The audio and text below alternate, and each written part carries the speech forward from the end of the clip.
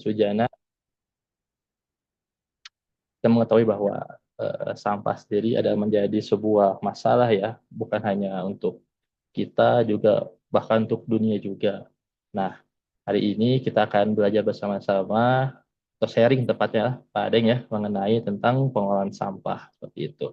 Dan sebelum memulai kegiatan hari ini, izinkan saya untuk memperkenalkan diri. Perkenalkan saya Zayalani dari BP Bandung Barat. Untuk eh, ikhlas hari ini mungkin peraturannya tidak jauh beda ya dengan ikhlas sebelumnya. Teman-teman nanti semua bisa meng-off-kan atau memute-kan suaranya dan juga videonya juga. Lalu nanti akhir pelatihan kita akan share evaluasinya dan teman-teman yang sudah mengikuti ikhlas sebelumnya mungkin tidak akan mendapatkan e-sertifikat lagi ya. Jadi teman-teman yang mendapatkan e-sertifikat adalah teman-teman yang baru mengikuti ikhlas seperti itu. Nanti untuk pelaksanaannya kita akan bagi di dua sesi. Untuk sesi yang pertama sekitar 45 menit atau 30 menit nanti akan ada yang bertanya atau silakan bila ada yang mau tanya jawab. Nanti sesi kedua pun seperti itu. Oke. Untuk mempersingkat waktu, kita langsung saja ke Pak Deng. Pak Deng, saya persilakan. Baik, Assalamualaikum warahmatullahi wabarakatuh. Waalaikumsalam Selamat, warahmatullahi wabarakatuh. Waalaikumsalam warahmatullahi wabarakatuh. selamat siang, salam sejahtera buat kita semua. Eh, Pada hari ini sesuai dengan apa yang tadi disampaikan bahwa kita akan eh, coba mengulas materi tentang penerapan teknologi tepat guna pengelolaan persampahan. Dan untuk perkenalan tadi saya sudah dikenalkan. Dan selanjutnya mungkin Kang Jai udah siap? Oke, Halo? silakan Pak Deng. Nah, kita buka dulu ini ya. Nah, Silakan. sip. Penerapan teknologi tepat guna dalam pengelolaan sampah. Tetapi sebagai pengantar dari materi, mungkin kita bisa melihat bahwa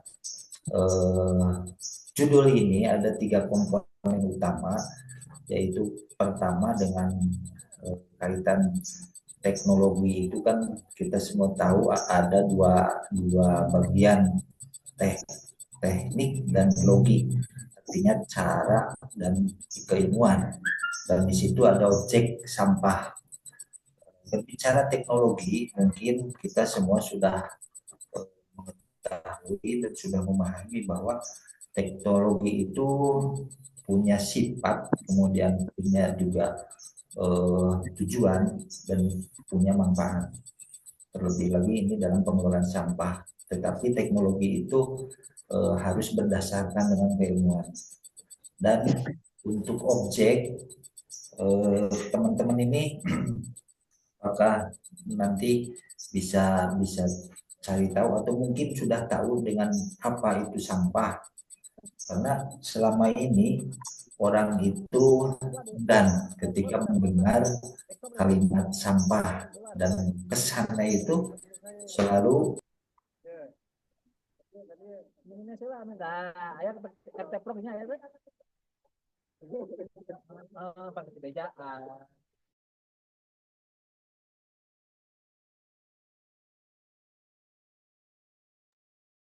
Pak Deng, sepertinya suaranya terputus.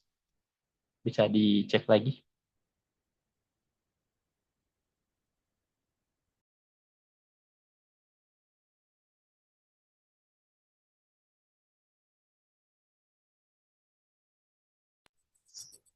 lalu gimana Kang?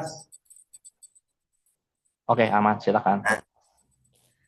Maaf ya teman-teman ya, karena mungkin kita berjauhan, kita ada sedikit ini. Nah, kembali lagi. Jadi intinya di sini di materi ini itu 3 komponen tadi nanti kita akan coba dan kita akan melihat atau kita akan fokus kepada objeknya. Objeknya itu di sini pengelolaan sampah. memang dalam pengelolaan sampah itu tidak mudah dan juga tidak murah karena banyak teknologi yang sekarang kita gunakan tetapi belum juga bisa menuntaskan. Nah, untuk itu kita coba ke slide selanjutnya. Silakan Kak. Halo. Nah, ini perkenalannya mungkin teman-teman bisa dibaca. Lanjut Kang. Nah, tadi kita berbicara objek yang akan kita pelajari bahwa di sini ternyata perjalanan manusia bersama sampah itu hampir sama-sama ya. Setuju nggak nih teman-teman? Kalau melihat dari judul gambar ini, karena kita melihat bahwa eh, sampah itu tidak mulai sekarang, dari dulu pun ada. Hanya mungkin di sini eh, dikarenakan bukan populasi ya, jumlah penduduknya itu masih sedikit. Karena kalau kita lihat di sini ada di gambar baru ada 3 ya penduduknya, dan tidak mungkin sampahnya bermasalah. Tetapi kalau melihat seperti ini mungkin kita ada eh, sedikit gambaran atau kita cari tahu apa sih definisi sampah sendiri itu, karena selama ini banyak orang itu berbicara sampah sampah tapi ketika ditanya apa sih sampah gitu, mereka kadang-kadang tidak memahami bahkan tidak tahu ya. Sampah menganggapnya jijik, kotor, kemudian eh, apa barang yang sudah tidak dipakai. Nah, tetapi kalau kita lihat dari sisi regulasi bahwa sampah itu menurut Undang-Undang Nomor 18 Tahun 2008, sampah itu adalah aktivitas manusia dan makhluk. Gimana? Ada yang ini? Lanjut saja Pak Den. Jadi aktivitas manusia dan makhluk hidup. Nah, kalau kita kaitkan memang betul di sini kan ada manusia ya, karena kalau di sejarah itu tidak disebut makhluk tetapi kan manusia purba, itu ada sejarahnya di situ. Dan ternyata di situ sudah mulai mengenal teknologi, tetapi teknologinya menurut saat ini memang teknologi sederhana. Tetapi kalau kita lihat bahwa mereka itu sudah berpikir. Nah, di sini manusia dulu itu punya teknologi, di sini instingnya itu memendam. Nah, jadi teman-teman yang mungkin yang suka memendam, mengubur, itu ternyata kan ada contohnya dari dulu gitu, bahwa manusia itu dengan teknologi yang sederhana memendam, dan di situ ada proses yang dinamakan dengan composting. Tetapi teknologinya sangat-sangat sederhana, hanya dengan memendam sampah itu bisa bisa terkelola. Tetapi kalau kita lihat dari pergerakannya, sebenarnya Kang ini ke bawah Kang Jai, bisa di ini. Halo. Tetap Kak. Nah, harusnya ke bawah ya. Tapi nggak apa-apa, coba yang ke atas dulu. Nah, ternyata perbedaannya itu kalau dulu itu sampahnya hampir sejenis. Nah, kalau sekarang itu ada perubahan. Jadi ada beberapa jenis sampah yang saat ini ada. Kalau dulu kan lebih ke sampah organik karena mungkin dulu belum mengenal plastik ya. Karena plastik itu diperkirakan abad keberapa lah muncul plastik. Nah, jadi mereka dengan dipendam pun sampah itu bisa terkelola dan tidak bermasalah. Lanjut. Nah, ternyata dengan perubahan yang ada dari insting tadi yang diwujudkan dalam terus berkembang, dan di sini ada perubahan perilaku dari memendam itu membakar, dan sampai sekarang itu mungkin kita masih mengenal ketika kita akan mengelola atau secara ekstrimnya itu memusnahkan sampah terutama B3, kita menggunakan teknik dibakar. Hanya teknologinya mungkin ada yang teknologi sangat-sangat sederhana yang dilakukan oleh manusia zaman dulu, manusia purba, itu dibakarnya hanya dengan peralatan dan juga tempat yang sederhana. Tetapi di sini kadang banyak orang salah memahami, jadi sampahnya itu memusnahkannya cara dibakar tetapi tidak bijak. Artinya mereka tidak memahami bahwa setiap teknologi itu pasti menghasilkan produk baru.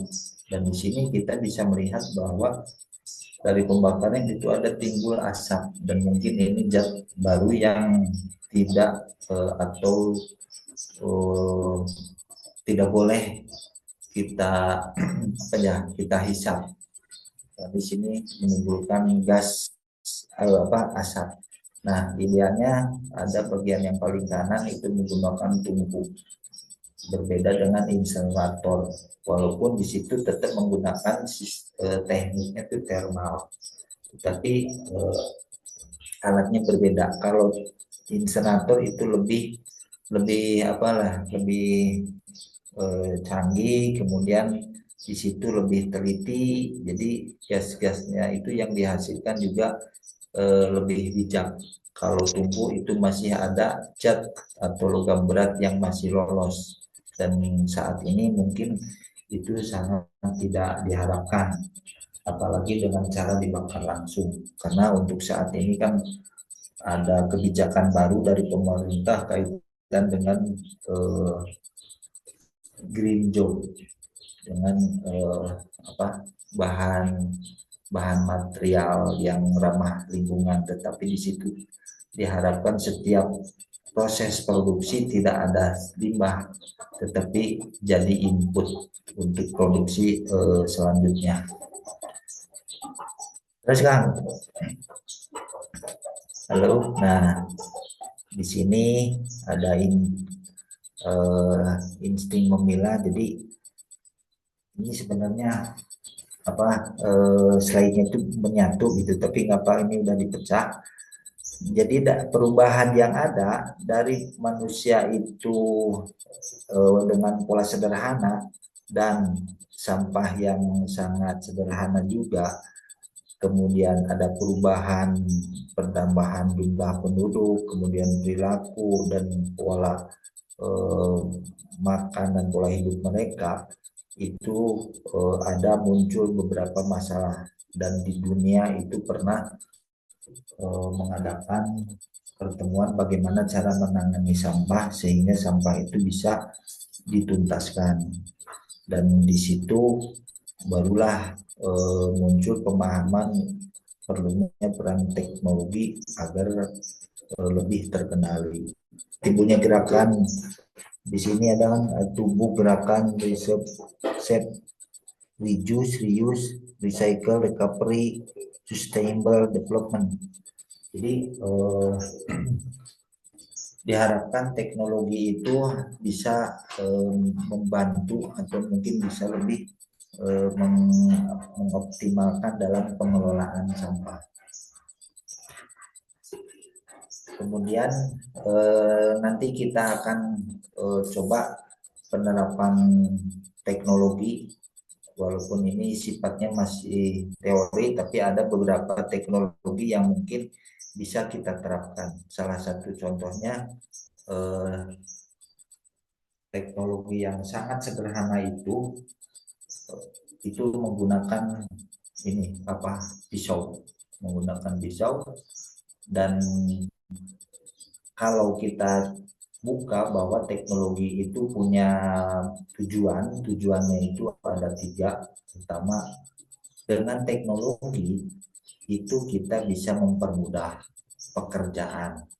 Kemudian dengan teknologi juga kita bisa meningkatkan kualitas barang. Dan dengan teknologi yang terakhir itu bisa meningkatkan atau mempercepat produksi yang tadinya kalau manual misalnya 10 itu bisa jadi 20, 30 itu dengan teknologi yang ada. Nah, untuk salah satu contoh supaya lebih dipahami bahwa berbicara teknologi itu kan sekarang itu kecenderungan untuk berpikir bahwa mesinnya harus seperti ini misalnya. Oh, kemudian tempatnya juga seperti ini. Padahal di dalam praktek keseharian penerapan teknologi itu tidak seperti itu. Ada teknologi yang lebih efektif dan efisien, makanya dalam judulnya itu cepat guna. Salah satu contohnya saya contohkan, ini ada botol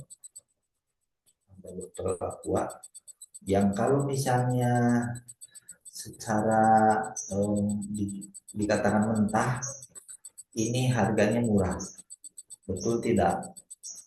Nah, tetapi dengan adanya teknologi, dengan sentuhan teknologi, di sini alatnya ini, kalau teknologi itu kan berhubungan dengan alat, kemudian prosesnya hanya tinggal ini dibuang.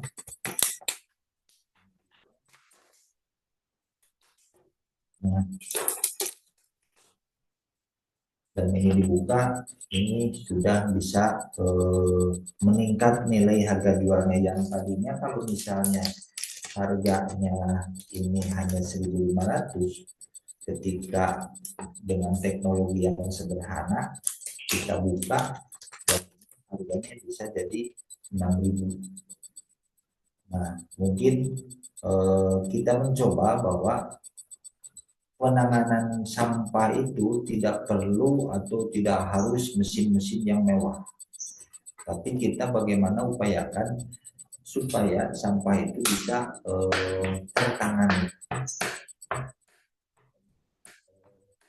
Lanjutkan. Halo. Kang J. Nah. Nah, di sini ada pertanyaan mengapa teknologi itu penting dalam pengelolaan sampah. Nah, kita lihat bahwa di sini ada fakta.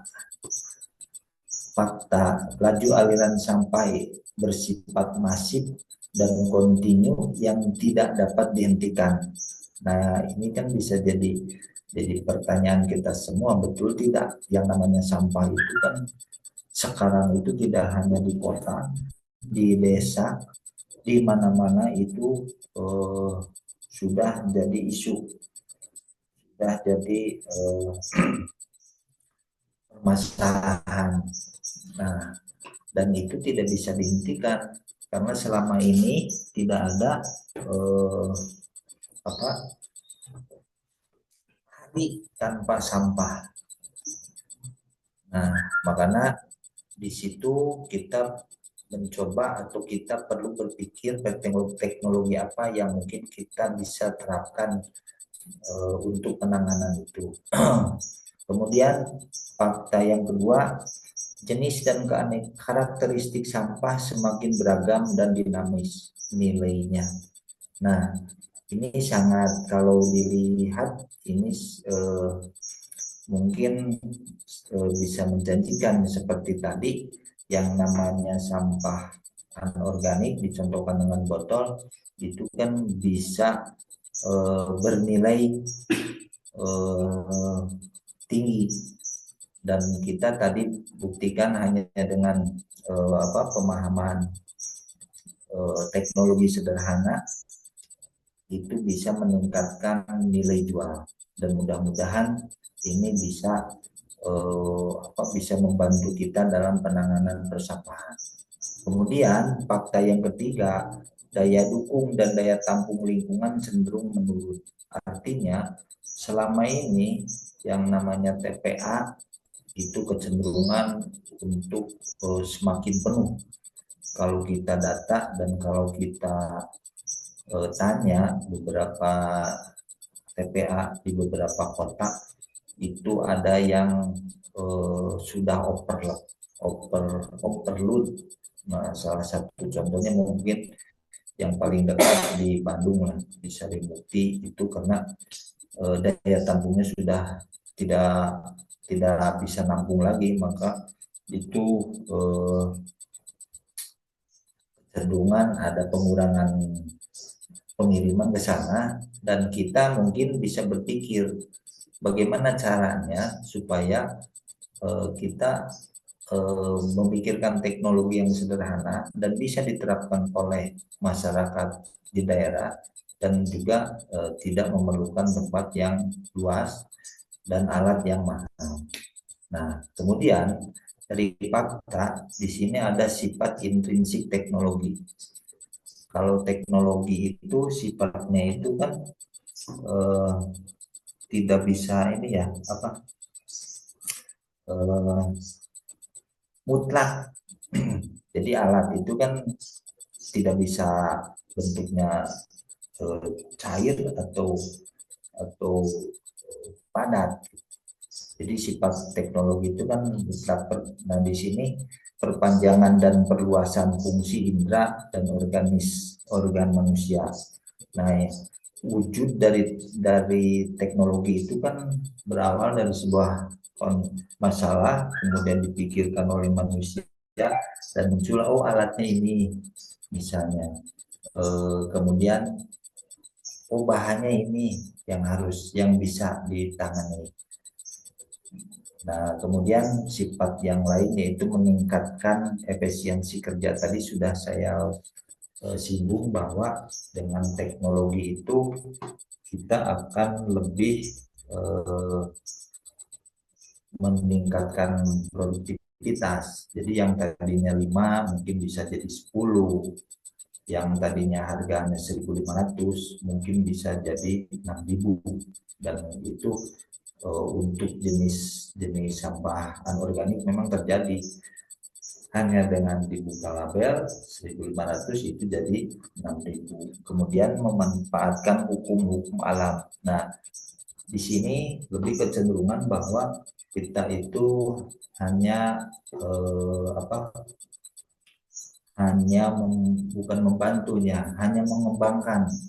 Karena alam pun sebenarnya itu sudah mempersiapkan, tetapi ada kekhususan, tidak semua sampah bisa ditangani oleh alam. Karena kalau kita lihat ketika daun itu jatuh dan selang beberapa minggu, beberapa bulan itu hilang. Nah, hukum alamnya seperti itu. Padahal kalau kita kaji dengan keilmuan dan teknologi, di situ ada kaitannya dengan proses dan mekanismenya. Untuk lebih jelasnya, dan saya mohon maaf di sini kalau ada yang non muslim, mohon maaf ini hanya pemberitahuan saja. Tetapi bagi yang non muslim, yang muslim, mungkin kita bisa melihat kaitan dengan memanfaatkan hukum-hukum alam. Itu ada di dalam surat Ali Imran ayat 27. Mungkin teman-teman nanti bisa dibaca. Dan target atau produk atau arah yang dihasilkan dari ayat tadi itu akhirnya menuju ke ayat Al-A'raf ayat 58, dan teman-teman juga bisa dilihat. Kemudian dengan demikian beberapa penerapan teknologi dalam pengelolaan sampah dapat berfungsi dalam meningkatkan kualitas, tadi sudah ya, meningkatkan daya saing perkotaan. Kalau misalnya sampahnya sudah terkelola, ini citra kota pun jadi bersih. Ini dibuktikan. Kita mendengar bahwa ada sebuah kota di negara kita, salah satunya itu dinobatkan sebagai Green City, dan mungkin teman-teman bisa cari tahu atau kita lihat di berita-berita yang sedang viral bahwa ada satu kabupaten yang dengan teknologi yang ada itu bisa meraih atau dinobatkan jadi Green City, artinya kota terbersih. Dan di situ memang betul dengan pengelolaan sampah itu bisa meningkatkan daya saing perkotaan. Lanjutkan. Halo, Kak. Nah, teknologi dalam pengelolaan sampah ini dipengaruhi oleh sistem pengelolaan sampah, di mana ada 5 aspek. Yang pertama itu aspek peraturan perundang-undangan, yang kedua itu aspek teknis operasional, aspek organisasi, aspek pembiayaan, aspek peran serta masyarakat. Nah, kalau misalnya kita disimpulkan ya, kita pahami dan kita pelajari bahwa pemerintah untuk sistem pengelolaan saat ini, pemerintah itu mengacu kepada konsep pentahelik. Kalau ini lebih ke teori dan aturan dan kelembagaannya yang ada. Kalau untuk pentahelik ini ada 5 komponen di dalam pengelolaan sampah. Yang satu itu kita libatkan pemerintah, kemudian ada akademisi, kemudian ada komunitas, ada dari media, dan juga dari swasta. Nah, di kita tekniknya itu masih konvensional. Di aturan itu hanya mengacu bagaimana pewadahannya, kemudian pengumpulannya, pengangkutan, pemrosesan, dan penimbunan. Penimbunan di sini ini dilaksanakan di TPA dan polanya itu pola sanitary landfill. Karena untuk penimbunan atau pengelolaan sampah di TPA yang masih menggunakan open dumping itu sebenarnya sudah tidak boleh, harus menggunakan sanitary landfill. Nah, mungkin di pemrosesan kita bisa menerapkan teknologi tepat guna ini. Kalau angkutan itu biasa. Nah, kemudian disinilah ada input teknologi. Tadi sifatnya sudah saya sampaikan bahwa sifat intrinsik teknologi itu ada 3. Perluasan kemampuan indera dan organ tubuh manusia, meningkatkan efisiensi, memanfaatkan gaya-gaya hukum alam.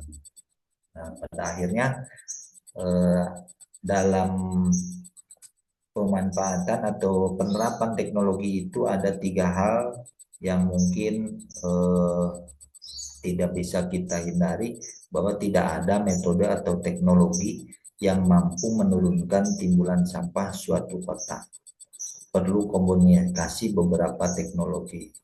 Nah, sekecil apapun sentuhan teknologi dalam pengelolaan sampah memiliki implikasi cost.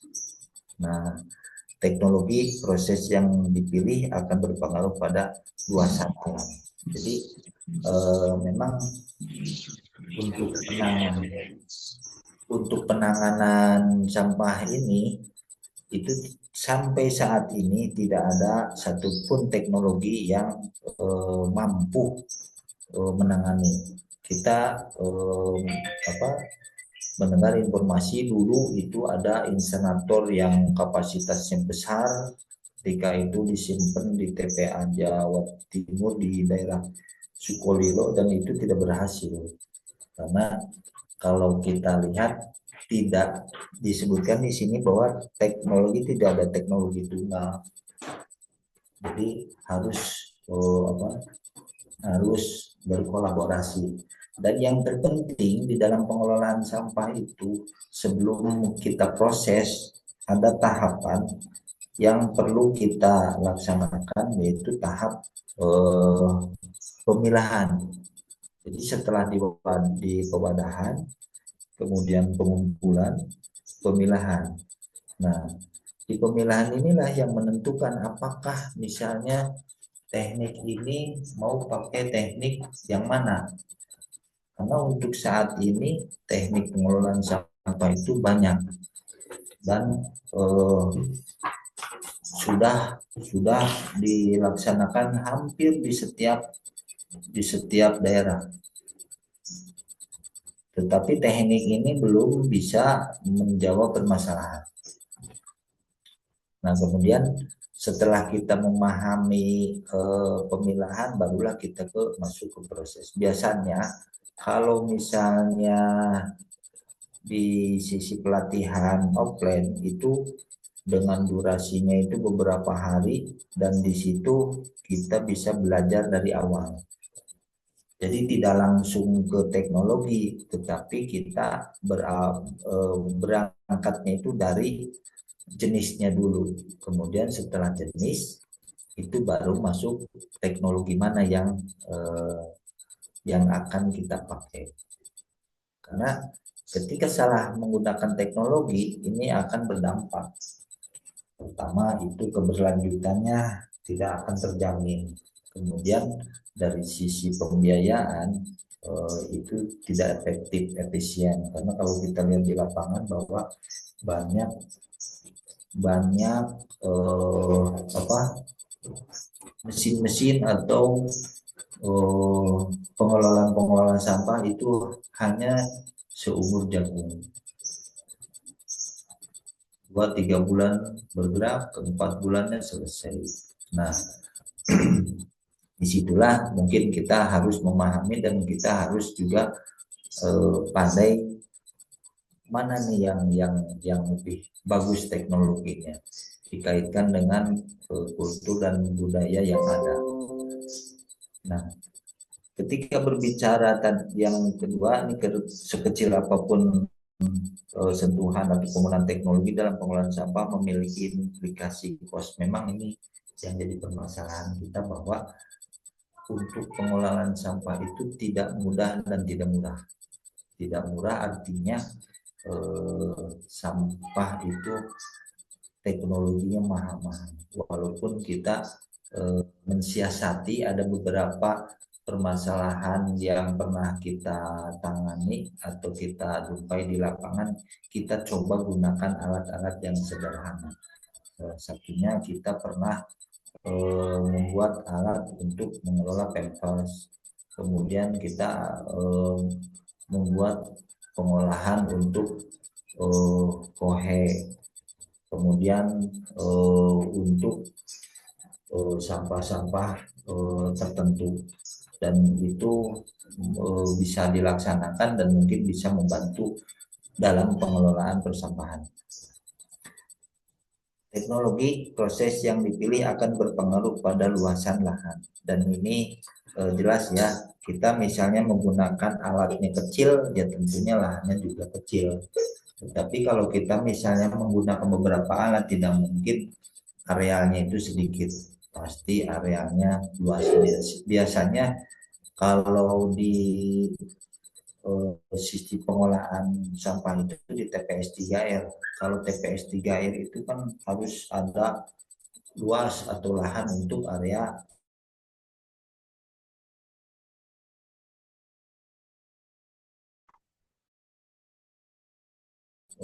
hidup. Jadi teknologi itu berpengaruh pada luasan lahan.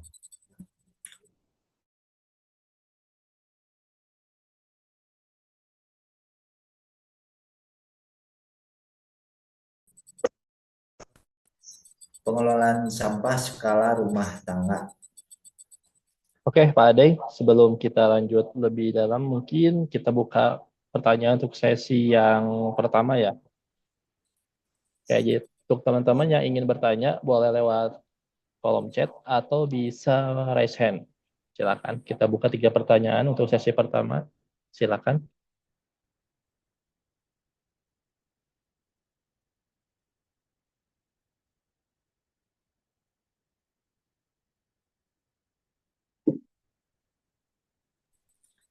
Silakan teman-teman barangkali ada yang eh, bertanya atau mungkin kita sharing dalam teknologi ini.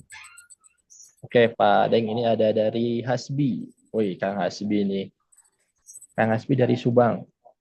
Nah, pernah ikut pelatihan di PP Bandung Barat, pembuatan briket dari sampah organik.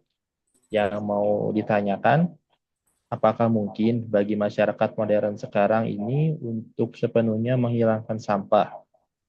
Itu pertanyaan pertama. Lalu yang kedua, mengapa atau tidak mengapa? Mengapa atau mengapa tidak? Terus yang ketiga, apa tantangan terbesar dalam menerapkan konsep tanpa sampah secara global? Oke, mungkin boleh dijawab dulu dari Kang Hasbi. Pak Adeng, silakan. Siap, terima kasih Kang Asbi dan dari Subang ya. Pertanyaannya memang ini ada tiga. Yang pertama itu eh, mungkinkah masyarakat meninggalkan sampah itu maksudnya atau bagaimana Kang? Pertanyaannya yang pertama. Pertama itu maksudnya bisa mengurangi gitu Pak, intinya mah Pak, Oh, mengurangi sadar diri lah Pak kalau dari rumah tangga gitu ya. Kalau dari rumah tangga sendiri biasanya kan sampah itu dari rumah sendiri dulu Pak. ya, ya. Ya, terima kasih Kang Hasbi yang dari Subang. Jadi gini Kang, di dalam penanganan sampah memang pokok permasalahannya itu di perilaku. Nah, jadi sebelum kita menangani sampah, karena sampah itu kan hasil-hasil dari perilaku mereka. Nah, kita itu pelajari dulu perilakunya. Nah, untuk saat ini memang pendekatan yang paling efektif, efisien itu kita menggunakan pendekatan ekonomi. Jadi kalau misalnya Kang Hasbi itu melihat orang buang sampah atau keluarga itu tidak menangani sampah, akan sulit ketika Kang Hasbi datang dan hanya memberikan teori bahwa sampah tidak boleh dibuang di sini, kemudian sampah tidak boleh dicampur, itu tidak akan berhasil. Tetapi ketika Kang Hasbi membangun sebuah kelembagaan, dalam hal ini bank sampah, Kang Hasbi itu bisa mensosialisasikan bahwa oh Bu, saat ini sampah yang seperti ini nilainya ini bisa ditabung, bisa dijual. Sampah yang ini bisa ini diolah ini buat ini. Itu mungkin lebih efektif. Jadi cara yang saat ini mungkin saya sarankan pendekatannya seperti itu. Jadi lebih ke pendekatan ekonomi. Itu yang pertanyaan yang jawaban yang pertama. Kemudian tadi lanjutannya kan mengapa ya? Mengapa? Ya itu tadi karena orang saat ini mereka itu sudah tahu teorinya, sudah tahu tentang sampah, kemudian manfaatnya, bahayanya juga sampah. Tetapi mereka itu tidak mau melaksanakan. Masalahnya itu maka ketika kita datang membawa uang, walaupun uangnya itu tidak seberapa, tetapi ketika mereka kumpulkan dan itu saya merasakan di beberapa daerah itu berhasil.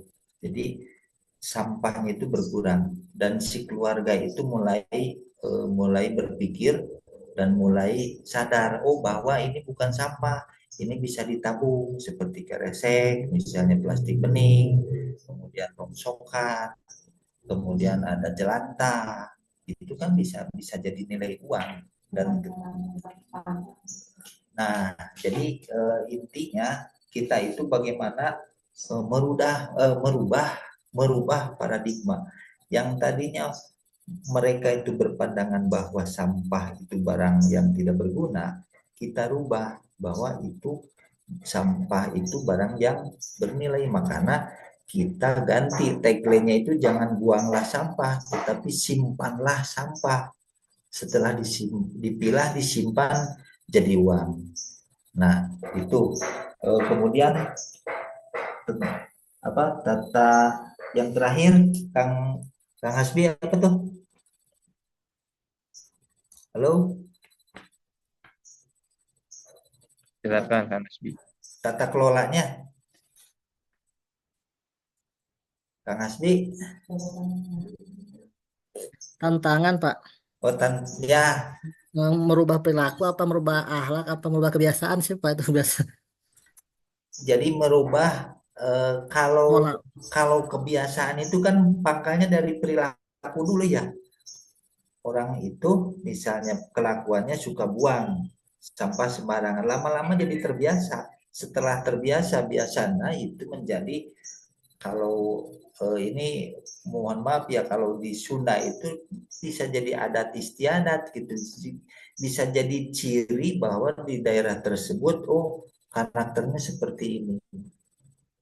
Jadi awalnya itu kita rubah paradigma dulu, kita pendekatannya dengan ekonomi melalui pola bank sampah. Karena di dalam pengelolaan sampah itu ada 7 pola.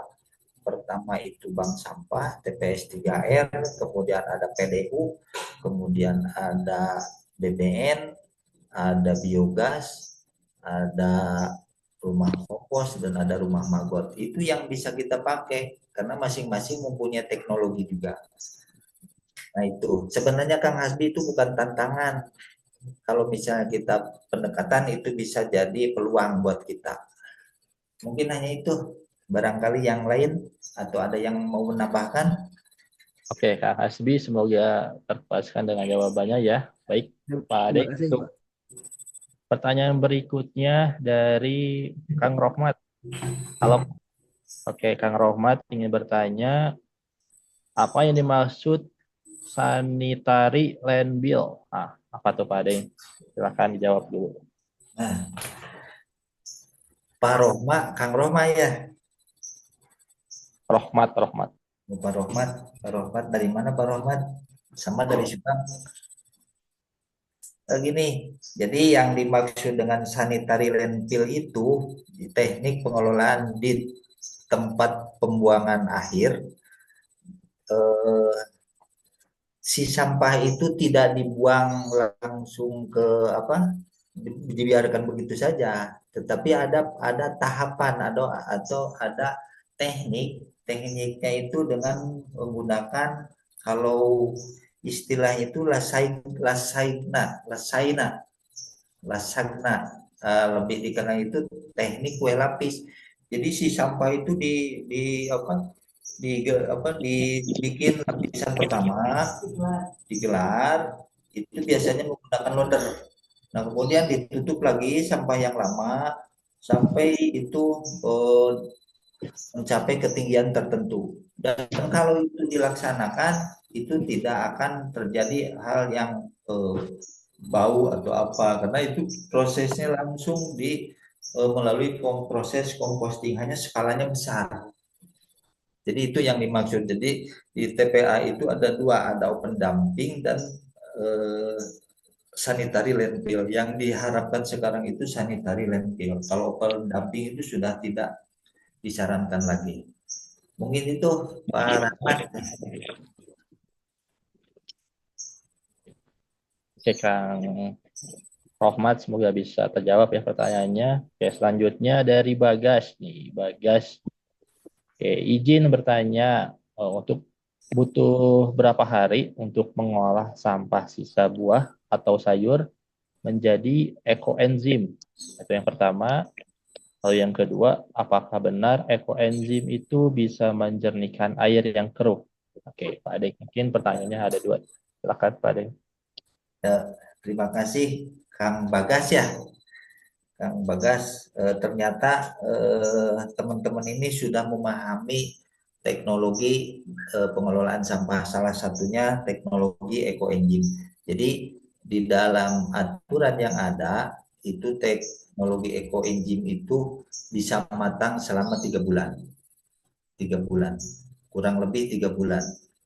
Nah, kemudian kenapa itu bisa menjernihkan air? Nah, ketika proses itu berjalan sesuai dengan aturan dan sampai kematangan, itu di situ akan berkumpul bakteri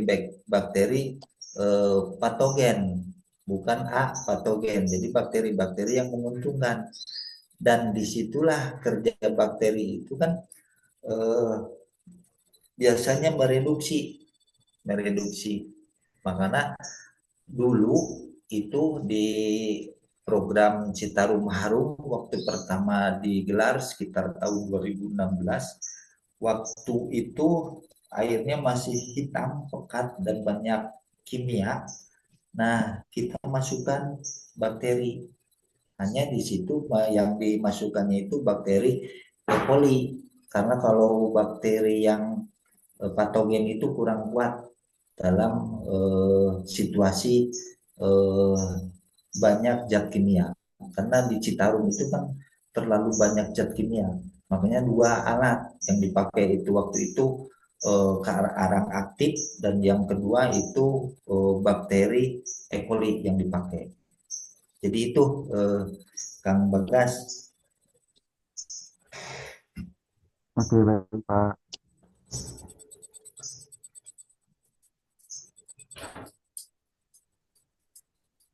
Oke, Pak Adeng. Untuk pertanyaan selanjutnya dari Kang Gazi nih. Kang Gazi dari Tangerang.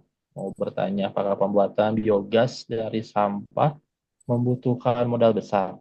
Nah, lalu yang kedua, barangkali punya pengalaman dalam membangun kantung biogas dengan bahan baku sampah organik. Ya, atau nuhun Pak Adeng. Silakan Pak Adeng. Ya, terima kasih. Ini yang dari Tangerang. Memang kalau kita lihat tadi saya sudah sedikit disinggung, selama ini orang itu memikirkan bahwa teknologi itu canggih, kemudian memerlukan dana besar. Nah, padahal kita itu lihat dulu pertama dari timbulan, kemudian dipilah. Kalau hasil pemilahannya itu misalnya skalanya masuk 500 kilo per hari, kita tidak bisa memakai alat yang 1 ton misalnya, karena itu akan tidak efisiensi. Apalagi misalnya skala rumah tangga. Nah, kita sebenarnya di dalam teknologi tepat guna ini, kita itu hanya eh, berpikir atau hanya fokus kepada inti. Nah, di dalam biogas itu intinya itu proses dekomposisi dalam situasi anaerob. Nah, untuk menciptakan situasi anaerob itu kan bisa secara sederhana menggunakan jerigen. Kita pernah mencoba menggunakan jerigen dengan kapasitas 20 liter dengan asupan sampahnya 1 kilo, dan itu bisa menghasilkan biogas itu sekitar setengah kilo dan prosesnya setelah 1 minggu eh, pematangan, di hari ke-7 masuk 1 kilo pakai lagi, masuk 1 kilo pakai lagi. Jadi mungkin itu pengalaman kami yang sudah kita laksanakan. Kita lihat dulu intinya, inti dari alat itu apa sih misalnya. Kalau di biogas itu kan jelas bagaimana caranya supaya alat itu bisa kedap udara dan tidak bocor. Kedap udara kan tidak bocor ya. Mungkin itu yang pengalaman saya. Jadi intinya dalam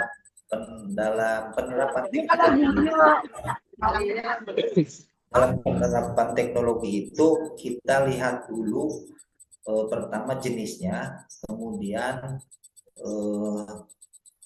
timbulannya.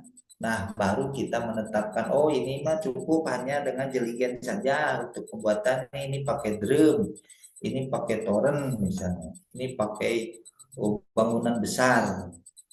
Nah, seperti itu. Oke, Kang Gazi, semoga terjawab pertanyaannya karena memang banyak antusias. Kita bacakan lagi ya, mungkin satu atau dua lagi. Oke, Pak Deng dari Hanif. Hanif ingin bertanya nih, kalau di Indonesia TPA dan tempat pengolahan sampah itu dikelola oleh siapa? Oke, yang kedua, apakah setiap daerah atau kabupaten sudah ada? Nah, selanjutnya, daerah mana yang sudah optimal tempat pengolahan sampah kalau di Indonesia? Banyak juga nih ya, Kang Hanif. Terakhir, kemudian kalau melihat di negara lain, pengelolaan sampah dikelola oleh swasta. Oke, thank you very much. Oke, silakan Pak Ade. Ya, terima kasih Pak Hanif atau Kang Hanif. Jadi untuk di Indonesia pengelolaan sampah itu melalui, kalau dulu itu kan Kementerian Lingkungan Hidup dan Kehutanan. Kalau sekarang kan sudah dipisah. Nah, kalau di daerah, baik itu di provinsi atau di kabupaten, ditangani oleh Dinas Lingkungan Hidup, bidang persampahan dan pertamanan biasanya. Nah, kemudian eh, di Indonesia itu yang paling bagus itu ada dua. Pertama di Kabupaten Banyumas yang dinobatkan sebagai Green City. Kemudian di Kabupaten Jepara. Di Jepara itu dengan konsep kalau tidak salah apalah Jepara apa gitu. Itu sudah berhasil. Dan tadi untuk di negara lain itu pengelolaannya memang lebih kepada titik beratnya itu ke jenisnya. Kalau di kita pengelolaannya itu kan digeneralisasi. Banyak misalnya kalau kita lihat ini di sini banyak sampah misalnya langsung kalau komunitas itu dikirim atau dibantu dibikinkanlah TPS 3R misalnya. Walaupun itu sebenarnya bukan itu yang diminta gitu. Termasuk di pemerintah mungkin saat ini masih digeneralisasi karena yang sering atau yang biasa diusulkan pemerintah itu kan bukan penanganan di sumbernya, tetapi bagaimana saat ini memindahkan. Jadi pemerintah itu saat ini kebanyakan kalau mengusulkan itu lebih banyak ke angkutan sampahnya, ke alat-alatnya, bukan ke sumber. Kalau di luar negeri itu ke sumbernya. Contoh misalnya di Singapura dengan penerapan perundang-undangan, rakyatnya itu bisa mengelola sampah. Apalagi kalau kita lihat di Jepang misalnya, mereka bisa paham. Kalau di kita untuk memisahkan 3 jenis saja itu masih rumit. Kalau di sana itu sudah menjadi 5 dan masyarakatnya jelas. Kemudian reward atau punishmentnya juga jelas. Mungkin itu Kang Hanif ya. Oke, Kang Hanif, semoga terjawabkan ya semua pertanyaannya tadi. Satu lagi ya, Pak Adeng, sebelum kita lanjut ke sesi yang kedua, dari Kang Rifan Alawi. Oke, Kang Rifan dari Garut nih. Bagaimana pendapat Pak Adeng terkait pembakaran sampah? Oke, itu yang pertama. Karena di lapangan saya terkadang bimbang, wah galau nih Bapak nih. Di sisi lain pembakaran ini menjadi solusi bagi daerah yang tidak memperoleh pelayanan angkut sampah ke TPA. Tapi di sisi lain itu juga mencemari lingkungan. Menurut Bapak Adeng bagaimana? Oke, Pak Adeng silakan dijawab atau ditanggapi. Terima kasih yang dari Garut. Jadi begini, berbicara pembakaran, tentunya ini kan konsep thermal. Nah, berbicara thermal itu akan menghasilkan zat baru. Makanya untuk pembakaran ini jelas tidak boleh dalam tanda kutip pembakaran langsung, artinya pembakaran terbuka, karena di dalam Undang-Undang Nomor 18 2008 itu dilarang sampah itu dibakar. Tetapi kita itu melihat kondisi, misalnya kondisinya itu jauh dari TPA. Dengan catatan pertama, kita lihat yang namanya insinerator itu kan ada tiga komponen inti. Artinya ada sumbernya, kemudian ada bahan yang dibakar, kemudian ada oksigen. Nah, kalau misalnya mau bikin pembakaran, itu harus mengacu kepada tiga faktor tadi, dan juga kita melihat ketika ini dibakar itu menghasilkan asap. Asap itu dapat menimbulkan atau terkandung zat beracun dan logam berat. Makanya untuk pembakaran saya sarankan mengacu kepada teknologi tungku Sanira yang dikeluarkan oleh Kemen PUPR. Jadi bukan tidak boleh dibakar, tetapi dibakar dengan cara yang bijak. Artinya logam berat dan gas beracunnya itu bisa ditangkap. Secara sederhana, kalau misalnya mau bikin pembakaran, itu ada tungkunya. Sebelum asap itu dilepas, itu tentunya kita reduksi dulu. Reduksi dulu zat logam beratnya, kemudian zat beracunnya. Biasanya itu menggunakan air, menggunakan H2O, karena sifat air itu bisa mengikat kemana saja. Dan ini dibuktikan ketika misalnya kita mendapat informasi atau ada berita di Kalimantan, Sumatera, itu ada terjadi pembakaran, asapnya yang sampai ke Malaysia, ke Singapura, itu kan dipakai bom air untuk meredamnya. Nah, mungkin kita bisa terapkan, dan itu bisa. Kalau misalnya Kang siapa tadi itu teh yang dari Garut, kalau mau misalnya silakan nanti komunikasi dengan balai untuk kalau ada misalnya peluang atau bisa melaksanakan pelatihan di sana, kita fokus ke pembakaran supaya pembakaran itu tidak berbenturan dengan undang-undang dan bisa menangani sampah yang ada. Tapi sebelum dibakar itu tentunya ada pemilahan. Jadi nanti yang dibakar itu hanya residu. Sebenarnya kalau di daerah itu tidak ada sampah. Semua itu input, semua itu bahan baku yang bisa diproses selanjutnya. Jadi itu pokoknya kalau mau membuat pembakaran, tolong dibuka tungku Sanira produk PUPR, itu bisa jadi acuan supaya tidak kena undang-undang. Terima kasih. Oke, seperti itu ya. Tadi Kang Hanif, Kang Rifan. Kang Rifan. Ya, jadi bukannya tidak boleh ya Pak Adeng, tapi boleh, tapi memakai teknologi lain ya, kayak tungku Samira itu ya, seperti itu.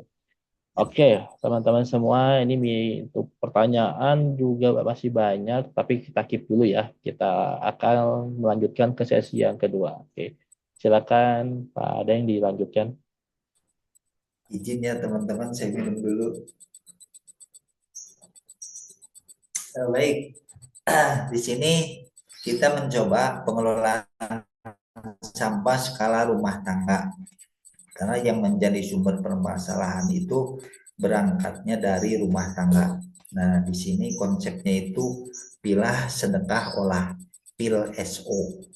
Nah, barangkali nanti kalau misalnya rumah tangga ini sudah terkelola dan bisa dikoordinir, ini bisa dibentuk atau didorong untuk membentuk bank sampah sehingga sampahnya itu bisa bernilai. Nah, kita lihat ini di sini ada rumah, kemudian ada pemilahan. Pemilahan itu ada 3.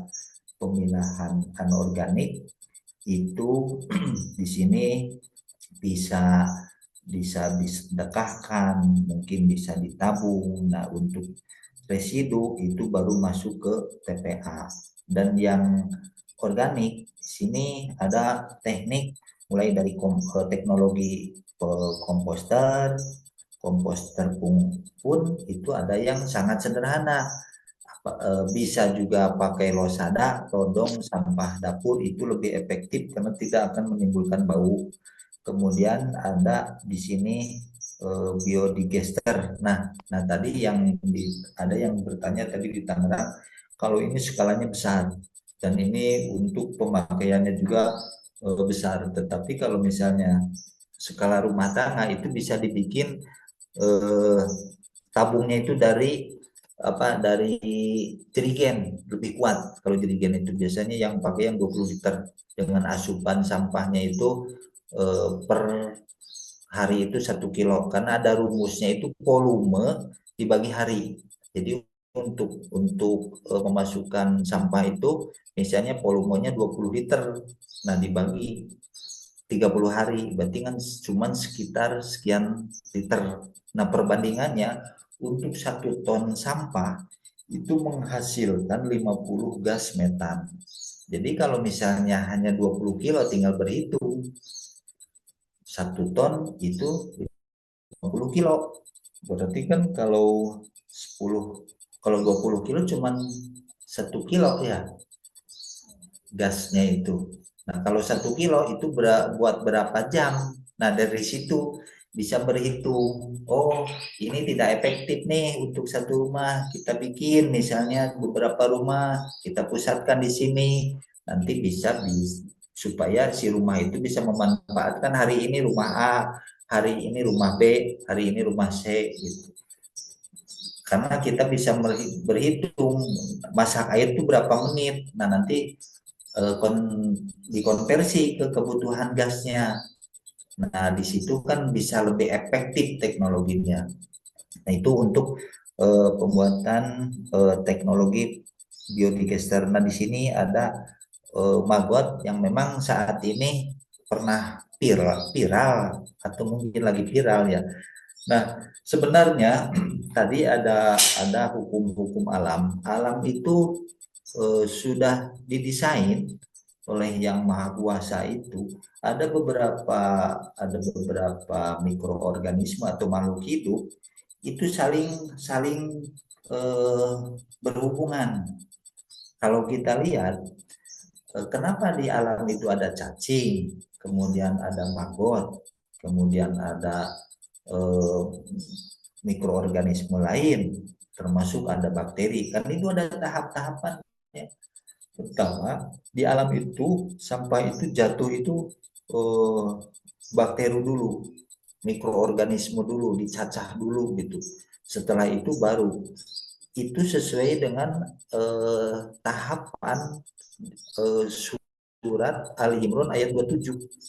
Nanti teman-teman bisa buka gitu di situ untuk dasar teknologi dari pengomposan dan kenapa di alam itu ada beberapa hewan yang berbeda-beda. Kok ini tidak satu, ini tidak satu. Jadi sekarang ini teman-teman kalau melihat cacing, melihat maggot atau belatung itu jangan risih, jangan takut, dan jangan dibuang karena itu bagian dari eh, kehidupan dan mereka tuh membantu. Coba bayangkan kalau tidak ada maggot, bagaimana dengan sampah kita?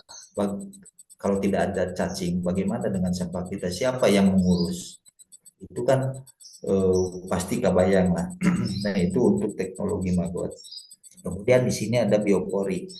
Nah, kalau saya sarankan selain biopori itu ada losada, lodong sampah dapur, itu lebih efektif dan efisien.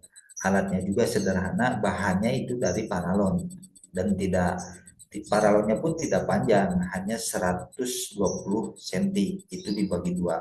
Dan untuk teknologi atau pembuatannya mungkin kalau di sini mah tidak mungkin ya. Bisalah nanti teman-teman ke balai atau kemana itu untuk teknologi itu. Kemudian di sini ada POC, ini POC hasil dari komposter, hasil dari maggot, itu berupa POC, termasuk tadi hasil dari ekoenzim, Nah, ini yang terakhir pakan. Jadi berbicara teknologi pengelolaan sampah, supaya ada keberlanjutan, kita itu jangan berharap dengan mengelola sampah menjual sampah. Itu tidak akan berhasil. Idealnya kita olah sampah, turunannya itu yang dijual, salah satunya ini pakan ternak. Nah, Ketika kita mengolah sampah, contoh dengan maggot, jangan dijual maggotnya, tapi jualah bebeknya, kemudian ayamnya, atau mungkin pakannya.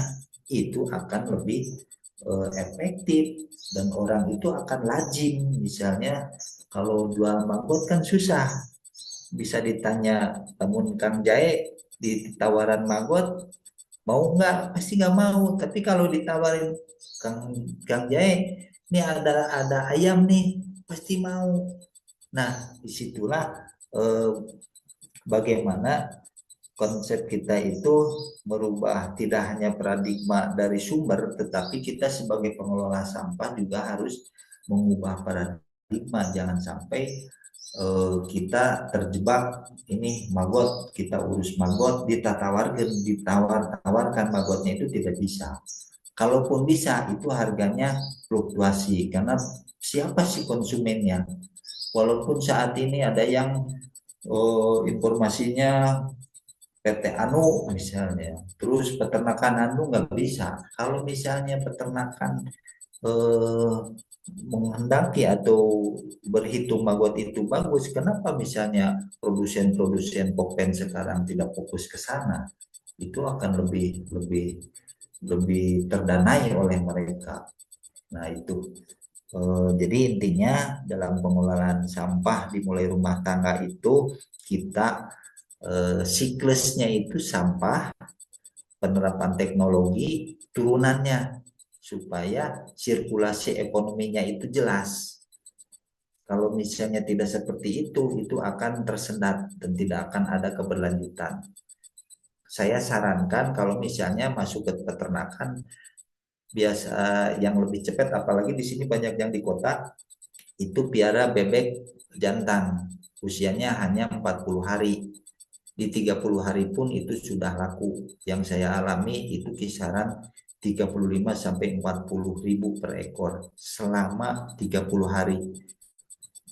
Makanya apa? Itu dari maggot. Jadi kita jualnya bukan maggot tapi bebeknya.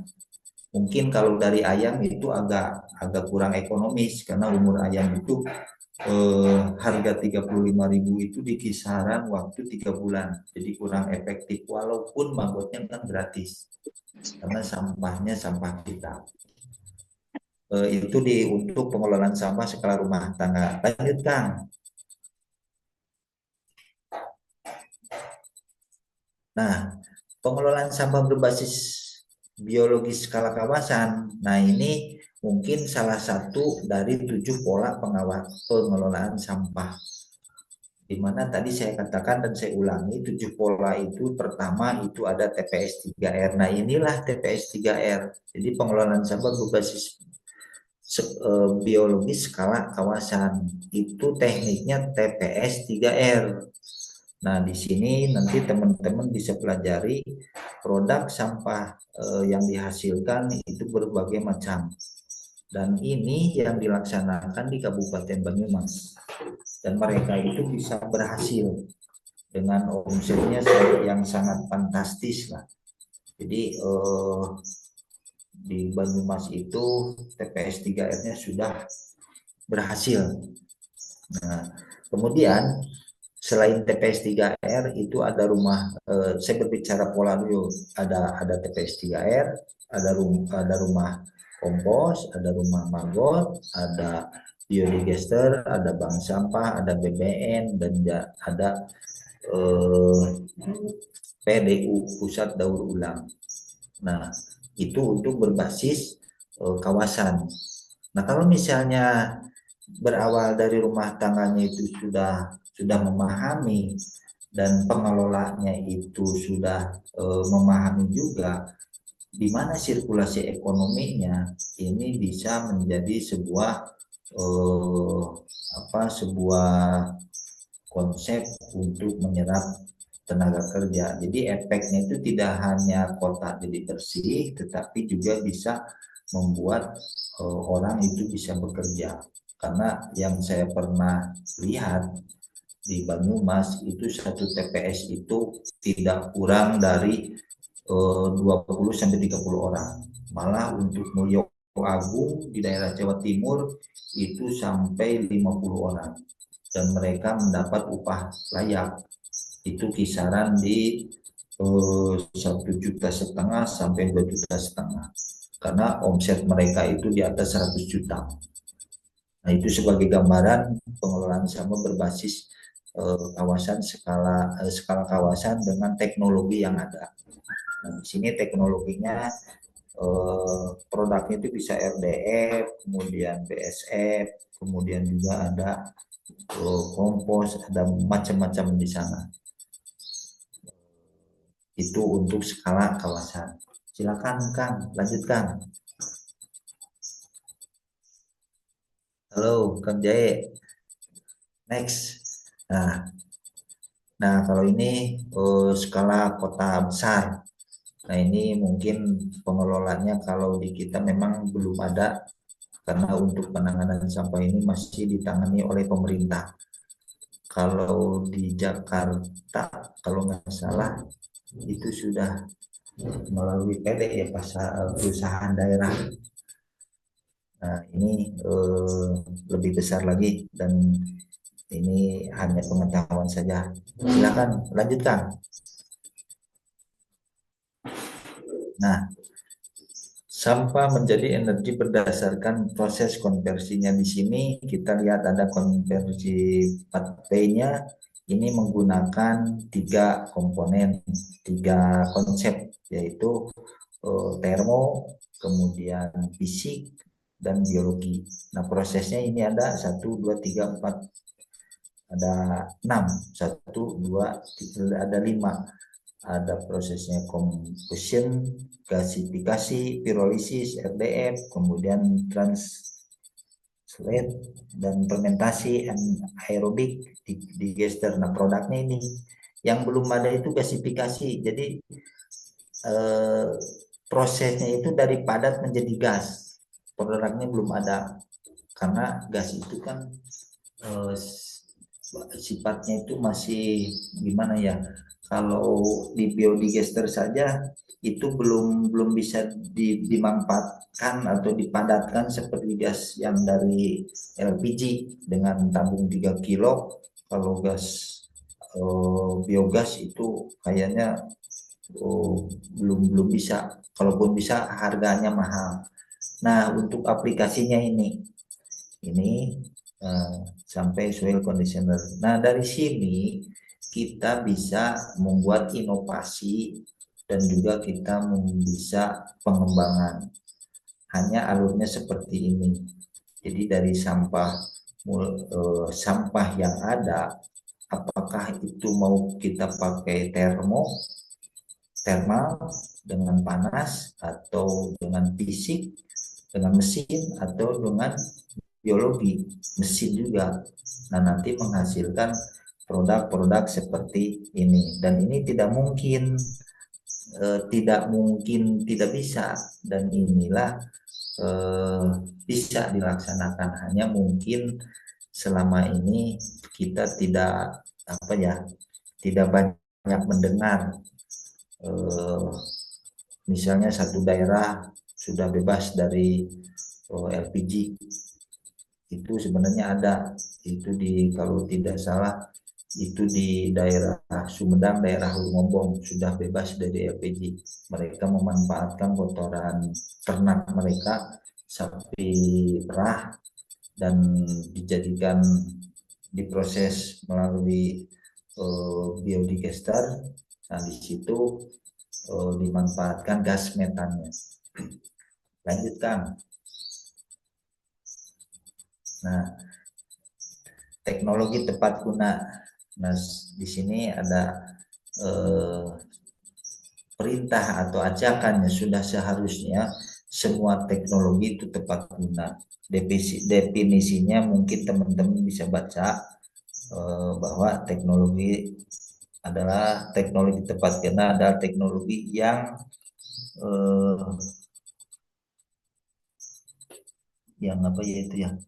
nanti teman-teman bisa baca. Kemudian di sini ada teknologi itu cara, metode, atau proses penerapan dan pemanfaatan berbagai disiplin ilmu pengetahuan yang bermanfaat dan pemenuhan kebutuhan kelangsungan dan peningkatan kehidupan masyarakat. Jadi tadi di awal intinya mah teknologi itu bagaimana caranya supaya barang itu jadi mahal, barang itu bisa banyak, dan barang itu bisa bagus. Nah, itulah kaitan dengan teknologi. Nah, tinggal kita bagaimana berinovasi, bagaimana kita mengembangkan dengan teknologi yang ada, tapi disesuaikan dengan kondisi dan situasi yang ada. Jangan sampai kita sudah mengenal teknologinya, tetapi hanya karena misalnya wah sampahnya sedikit atau misalnya tempatnya tidak ada, kenapa tidak? Gitu banyak cara untuk melakukan atau menerapkan teknologi yang ada. Karena saya pernah coba waktu itu permasalahan di satu daerah, permasalahannya itu pempas satu hari itu 2 sampai 3 ton pempas dan mereka bingung. Nah, setelah dipilah, kita berembuk, kita lihat bahwa di situ ada 3 komponen penyusun. Nah, dari situ sudah bisa, oh ini mah harus ke sini, ini ke sini. Itu modalnya dari situ dan alatnya nanti bagaimana? Kita coba dulu pakai manual, begini, kita pakai alat teknologi tepat gunanya dan alhamdulillah itu bisa tertangani. Kemudian lanjutkan. Halo, Kang. Nah di sini ada pertanyaan bagaimana agar teknologi dapat berjalan berkelanjutan dalam pengelolaan sampah. Kata kuncinya itu berjalan berkelanjutan. Biasanya selama ini para pengelola itu berjalan tetapi tidak berkelanjutan. Makanya di sini pertanyaannya bagaimana supaya berjalan tapi berlanjut, karena sifat sampah itu kan kita tahu sampah itu masif dan tidak bisa berhenti, jadi terus tidak ada jeda. Nah di sini ada fakta bahwa teknologi bukan satu-satunya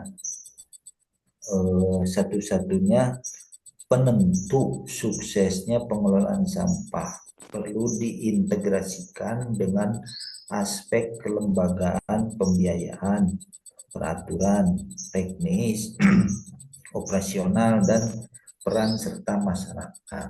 Jadi teknologi ini butuh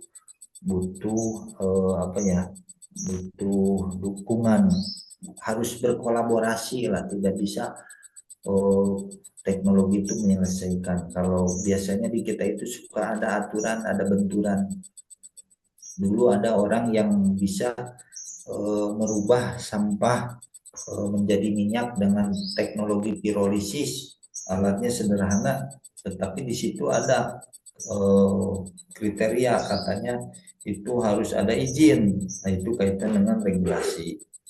Kemudian tidak ada satu teknologi tunggal yang mampu mengatasi sampah secara tuntas, perlu kombinasi. Ini betul ya, tidak ada teknologi tunggal yang bisa mengatasi, karena sampai saat ini dari mulai manusia purba sampai manusia modern yang saat ini kita jalani itu belum tuntas. Apalagi kalau misalnya secara realnya Pak Presiden kita itu di 2019 mencanangkan 2025 itu Indonesia bebas sampah, tetapi kan tidak tercapai.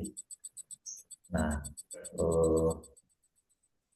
itu membuktikan bahwa tidak ada satu teknologi tunggal yang mampu mengatasi sampai tuntas, perlu kombinasi. Kemudian penerapan teknologi sesederhana sesekalipun akan berkonsekuensi biaya. Ini jelas. Kalau misalnya berbicara teknologi itu pasti ada biaya, baik biaya pembuatan, biaya pemeliharaan, ataupun biaya operatornya. Kemudian teknologi pengolahan yang dipilih akan berpengaruh pada luasan lahan. jelas ya.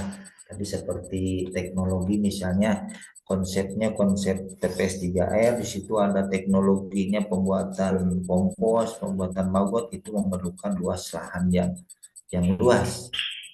Nah, kemudian di sini teknologi bukan hanya alat tetapi satu kesatuan. Teknologi di sini ada satu teknoware. Jadi teknologi itu bukan satu-satunya, tapi perangkat. Di situ ada eh, teh. Kang, keputar kalau di ke atasin Kang, coba Kang. Halo. Wah, nah, nah, ini ada 4 ya, human kualitas, kemudian eh, nah pokoknya teman-teman bisa baca di situ. Jadi intinya, kalaupun teman-teman itu punya kemampuan, itu tidak bisa berdiri sendiri dan tidak bisa menyelesaikan permasalahan, karena di dalam pengelolaan sampah itu kalau berkaitan dengan teknologi itu tentunya harus pertama kita lihat tata kelolanya dulu. Tata kelolanya bagaimana, kemudian SDM-nya bagaimana, dan peralatan saprasnya seperti apa. Kalau misal kita berbicara pengelolaan sampahnya di pemberdayaan, ini pertama kita harus kolaborasi dulu.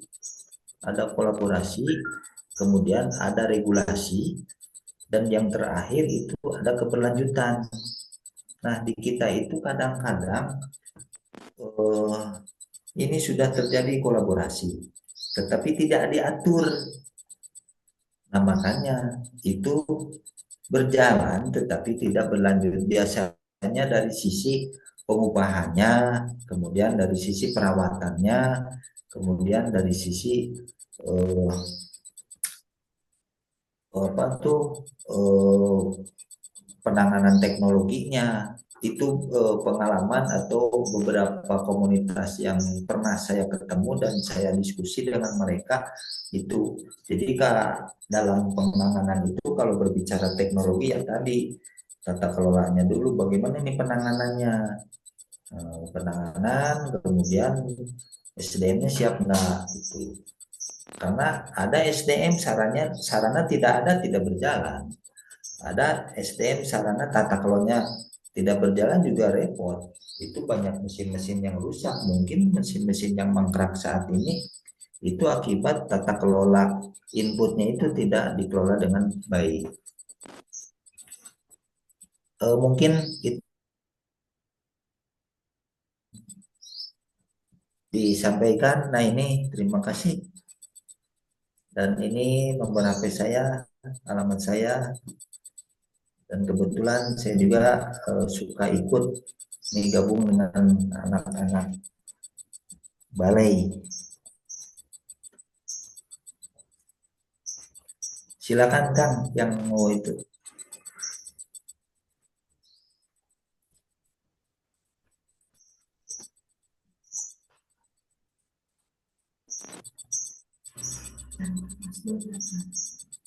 Udah beres.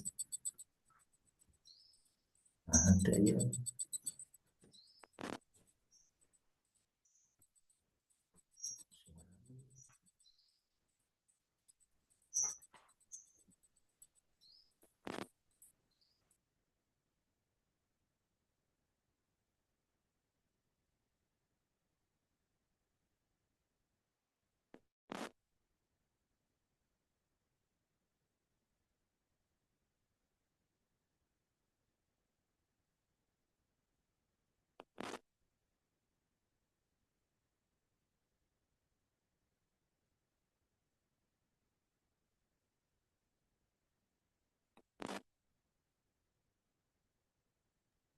Halo, Pak Deng. Sudah terdengar suaranya? Oke, biar ada gangguan sedikit ya. Oke, kita mulai untuk pertanyaan yang tadi masih ada ya. Tidak. Pertama dari Nur Irma nih. Ingin bertanya, apa teknologi teknologi alat apa yang tepat digunakan untuk mengolah sampah organik? Oke, silakan Pak Ade, boleh dijawab terlebih dahulu. Ya, terima kasih. Sebenarnya kalau berbicara sampah yang sudah dipilah jenisnya organik, itu eh, kita secara sederhana tidak memerlukan teknologi, karena kalau sampah organik dibuang saja itu sudah ada proses alam.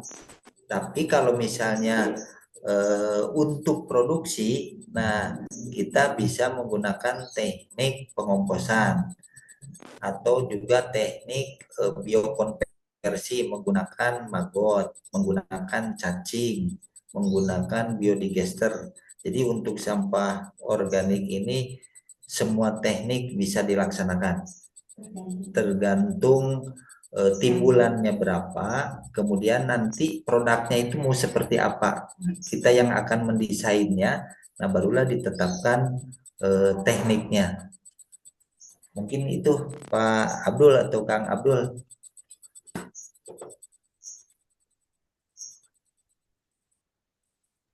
Tadi Ibu Nur Irma tadi.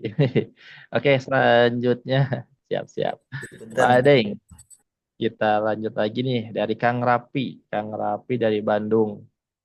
Apakah kebijakan tegas bisa berpengaruh terhadap perilaku masyarakat? Misalnya memastikan tepi sungai tidak dijadikan perumahan. Oke. Lalu apakah plastik yang terbuat dari singkong bisa menjadi solusi sampah saat ini? Kalau iya, kenapa sampai sekarang belum banyak yang menggunakannya ya? Apakah mahal? Itu saja, terima kasih Pak Adeng. Silakan Pak Adeng dijawab.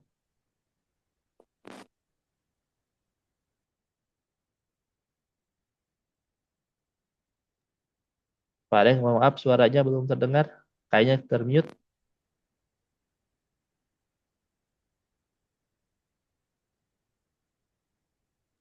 Ya, bagaimana? Jadi gini, untuk Kang Rapi, kaitan dengan kebijakan bahwa kita sebagai pengelolaan sampah itu harus lebih bijak lagi. Kita melihat kebijakan, kita harus lebih bijak lagi karena kalau kita misalnya menyalahkan itu tidak bisa, karena efek dari kebijakan kalau ditutup misalkan kalau tidak boleh perumahan itu kan berdampak lain.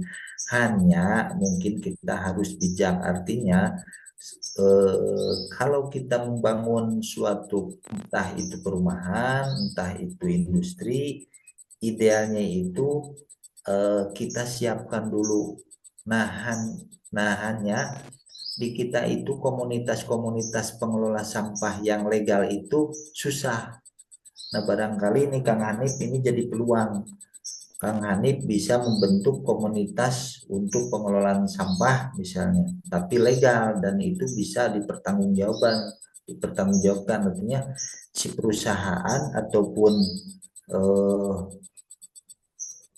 pihak yang lain itu bisa kerjasama. Jadi kita melihatnya positifnya saja. Nah, kemudian dari sisi tadi ada teknologi pembuatan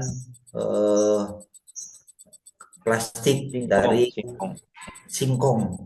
Nah, untuk saat ini kita lihat konsumsi plastik di Indonesia itu sangat besar dan memang peluangnya besar. Tetapi berbicara bahan baku singkong di Indonesia itu kan di mana yang singkong yang berlebih itu kekurangan. Kalau ingin dibuktikan, coba kita bisa tanya ke industri-industri, misalnya tepung kanji itu kekurangan. Nah kalau misalnya singkong nanti dijadikan bahan plastik, bagaimana dengan makanan kita gitu. Nah jadi untuk saat ini menurut saya itu bisa dilaksanakan, tetapi harus disiapkan dulu inputnya. tanamannya kalau melimpah, oke, bisa. Kalau misalnya berkurang, jangan sampai kebutuhan plastik berebut dengan kebutuhan makanan orang. Nah, itu kan kurang bijak. Nah, kemudian yang ketiga, kalau yang ketiga apa tadi Kang? Dari Itu Kang aja sih Rapi. Pak. Itu aja sih Pak tadi. Kenapa sampai sekarang belum banyak yang menggunakan katanya si plastik yang dari apa singkong tersebut? Mungkin tadi sudah terjawab ya. Apakah Ya, mahal atau seperti apa gitu. nah kalau secara kasat mata kan pasti mahal karena bahan bakunya berebut dengan makanan orang gitu. Oke, mungkin Kang Rapi semoga bisa terjawab untuk pertanyaannya. Kita lanjut ke pertanyaan selanjutnya dari Nur Rohmat. Nur Rohmat dari Tangerang. Oke. Izin bertanya, sebenarnya untuk proses pengolahan sampah organik antara pakai cacing dengan maggot BSF lebih cepat mana, Pak? Oke, setelah itu Pak Ade, silakan. Nah, terima kasih Kang Rohmat. Nah, di sini saya memperkenalkan teknologi biokonversi menggunakan BSF dan cacing. Nah, di awal saya membuat konsep bahwa sebelum kita menerapkan teknologi, kita itu harus mengetahui jenis. Nah, kalau di sini jenis sampahnya sudah ada, tetapi kita pelajari atau kita lihat jenis makhluk ini. Kalau misalnya sampah yang ada itu terkontaminasi oleh zat kimia, kita tidak mungkin menggunakan maggot atau BSF karena sifat dari maggot itu kan tidak suka dengan kimia. Kecenderungan mereka itu akan mati kalau misalnya sampahnya ada zat kimia. Beda dengan cacing, karena cacing punya kemampuan dengan adanya fosfor di tubuhnya itu bisa menetralisir. Makanya semua teknologi ini benar kalau misalnya kita sudah mengetahui sumbernya dulu. Kalau misalnya sumbernya banyak terkontaminasi, misalnya dari pasar atau apa, jangan dipaksakan ke maggot, pakailah cacing. Kalau misalnya bersih, pakailah maggot, jangan cacing. Karena kalau cacing itu biasanya ada kelemahan jeruk, kemudian sereh itu kurang kurang kurang disukai. Nah, makanya di sini perlu inovasi dan apa ya, pengetahuan tentang pengelolaan itu. Jadi semuanya bagus, tinggal lihat sampahnya dulu. Oke, Kang Nur Rohmat, semoga terjawab untuk pertanyaannya. Ya, Pak Ade, mungkin ada beberapa pertanyaan lagi ya. Karena mungkin waktunya juga sudah habis sih. Kita stop untuk pertanyaannya. Jadi kita akan bacakan pertanyaan yang tersisa saja. Oke, dari Kang Aris. Kang Aris dari Tasik juga nih ingin bertanya, pengolahan sampah apa yang cocok untuk pengolahan sampah skala desa dengan pembiayaan yang minim dan dapat menghasilkan nilai ekonomis yang tinggi. Oke, silakan Pak Den. Nah, terima kasih Kak Aris. Yang pernah kita coba, kita pelajari dan kita praktekkan, itu yang ideal untuk pengelolaan sampah di desa itu polanya dua. Pertama TPS 3R, karena TPS 3R itu konsepnya itu saya datang minta uang. Jadi untuk masyarakat itu ada kewajiban retribusi. Tetapi setelah TPS 3R itu berjalan, itu diteruskan dengan pola bank sampah karena bank sampah itu punya jejaring. Jadi untuk meningkatkan nilai income. Kalau misalnya TPS 3R kolaborasi dengan bank sampah. Jadi konsepnya itu TPS 3R dan bank sampah untuk di desa menurut saya dan pengalaman saya.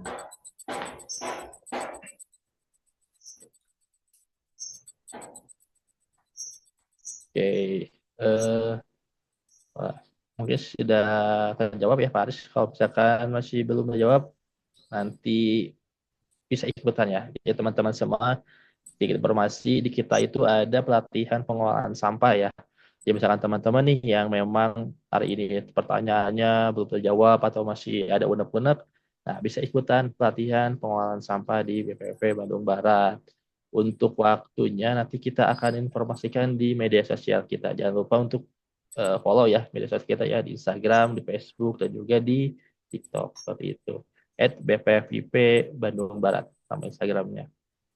Oke, kita akan lanjutkan kembali ke pertanyaan selanjutnya dari Muhammad Mustafa. Oke, Kang Mustafa bertanya, izin bertanya, Mustafa dari Semarang, pengolahan sampah makanan untuk pakan ternak baiknya dengan metode seperti apa? Nah, terkadang timbul keraguan karena barangkali malah bisa menimbulkan keracunan bagi ternak. Oke, terima kasih. Silakan Pak Adeng.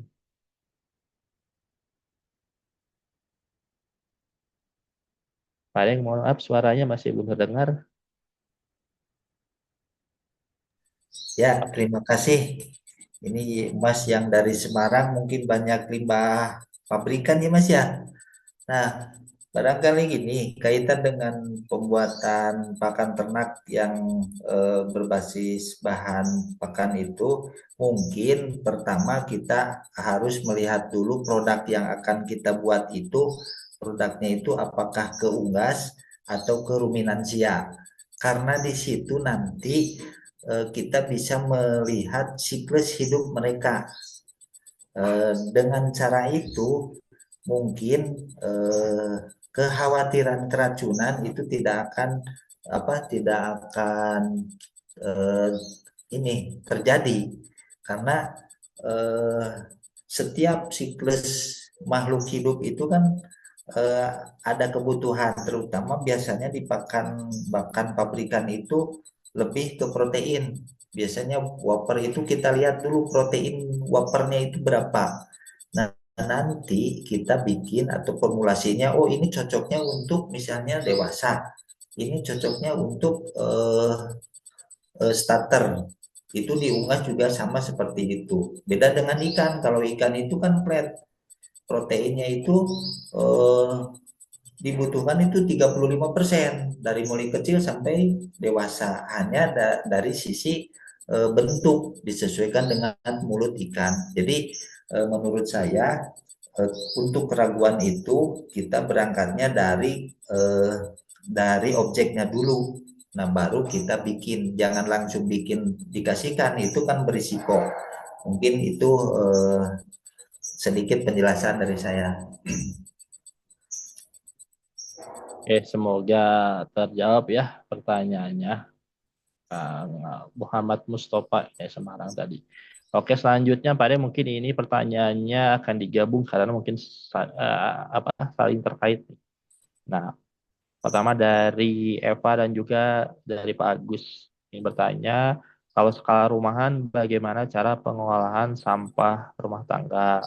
Nah, lalu kalau dari Pak Agus, pengolahan sampah, contoh pengolahan sampah rumah tangga seperti apa? Oke, mungkin sama ya Pak Ade untuk pertanyaannya, satu jenis Ya, gitu. Silakan. ya. Eh, Berbicara sampah rumah tangga, sebenarnya di situ sampahnya hampir sama seluruh rumah tangga, organik dan anorganik. Untuk residu saya kira di rumah tangga itu tidak ada kecuali B3. Kalau B3 memang di kita itu sekarang karena rumah tangganya mulai bergeser dari pasar tradisional ke pasar modern, tentunya itu banyak barang B3. Nah, untuk penanganan sampah yang cocok menurut saya itu bisa menggunakan teknologi satu, teknologi losada, lubang sampah dapur misalnya untuk sampah dapurnya. Terus bisa juga menggunakan biokonversi baik itu BSF ataupun cacing.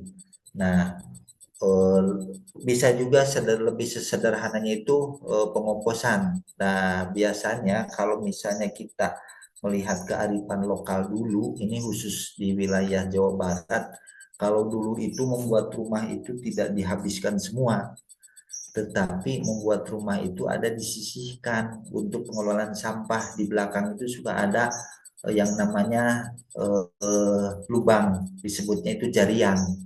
Nah, selama ini kita sudah tidak lagi memakai kearifan lokal, makanya setiap rumah tangga itu bermasalah karena rumahnya itu kalau punya tanah itu dipaskan pakai rumah, dihabiskan semua oleh rumah idealnya itu kan harus ada penanganan.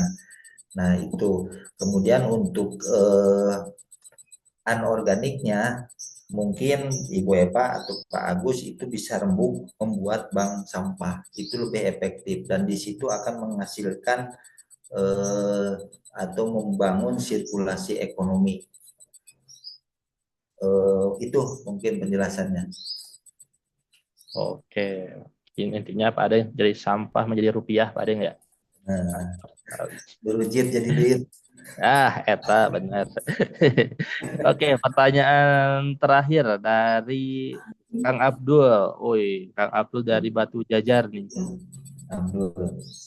Bergerak dalam bidang recycle limbah gabus styrofoam.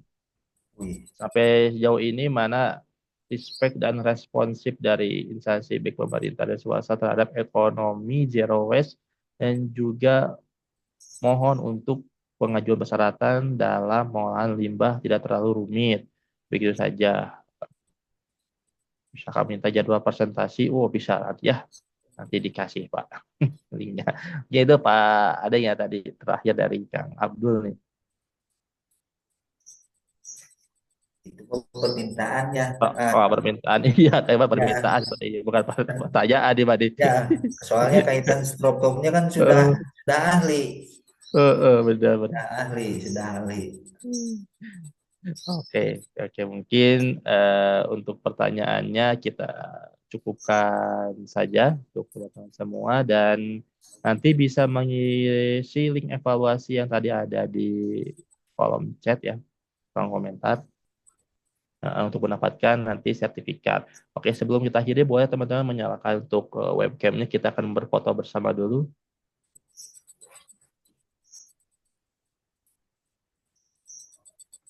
Oke, boleh untuk dimulai dari yang pertama, kita tunggu dulu sebentar. Oke, apakah sudah semua? Oke, satu, dua, tiga untuk pertama dulu ya, slide pertama, satu, dua, tiga.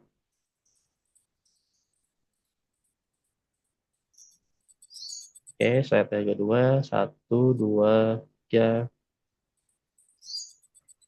Oke,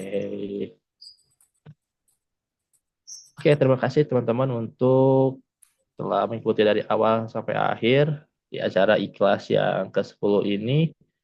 Semoga materi yang didapatkan bisa bermanfaat untuk teman-teman semua dan kami dari atas nama penyelenggara acara memohon maaf bila ada ya kurang kata yang tidak pas atau yang menyinggung.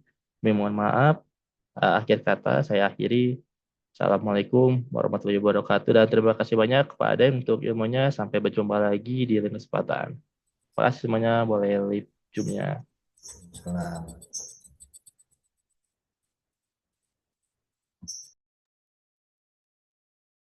Terima kasih, Bapak.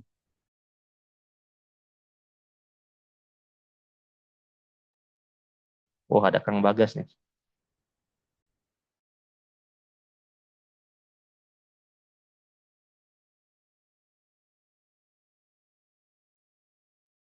Link evaluasi di mana, Pak? Link evaluasinya ada di komen bentar. Saya ketik ulang ya, bentar. Oke, yang belum mengisi silakan mengisi sebelum kita akhiri Zoom-nya.